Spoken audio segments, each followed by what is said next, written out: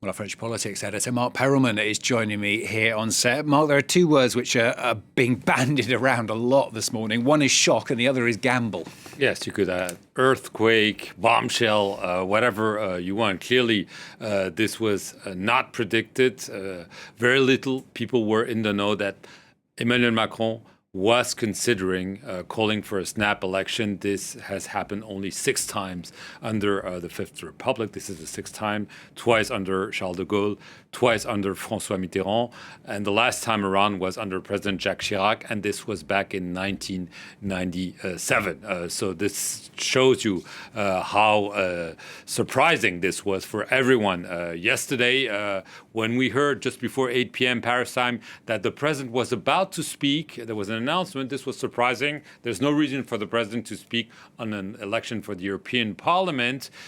People thought that maybe he's going to say, okay, I'm listening to, maybe call for a referendum.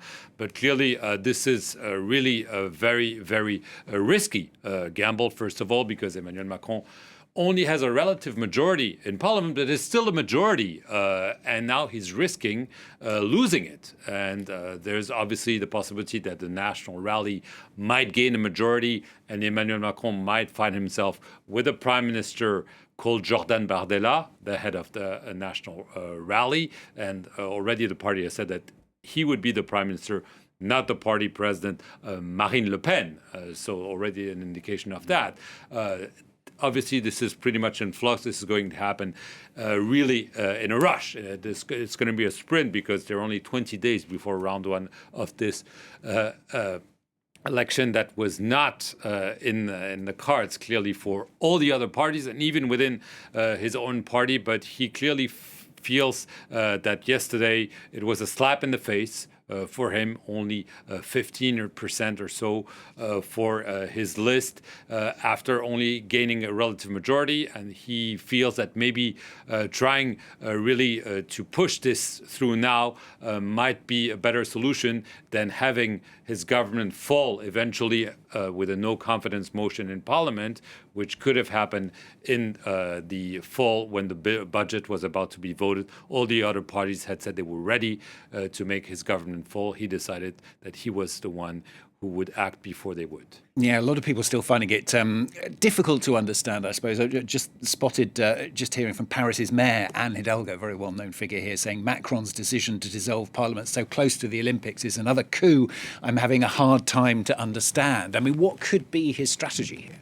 Well, his strategy is to catch everyone unprepared, starting with the national rally, because the national rally had said, but without really believing Macron would do it, if we have a strong showing in the European election, this will be a slap in the face. Emmanuel Macron will have to take stock of this and take the only decision he can take, dissolve Parliament. But they never thought he would listen to them.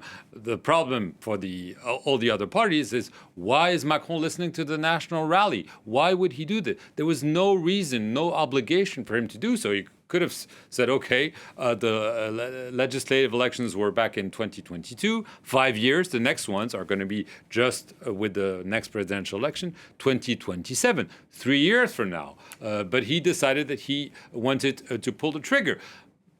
We now know that a very small circle of lieutenants were working on this scenario without the knowledge of the Prime Minister, Gabriel Attal, who tried to talk Macron out of this yesterday night, but couldn't do so because they probably look at the math. At the National Assembly, you have 577 seats, 577 constituencies. So it's 577 elections. It's not so easy. It's not a proportional election like the European election last night. So for the national rally, they have 88 MPs now. They need 289 to get a majority. This means they need to gain 201 more seats than they actually have. This is really, really very difficult for them. Macron's party now has 250, and he thinks that with the panic, some on the moderate left, some on the moderate right, seeing the perspective of a national rally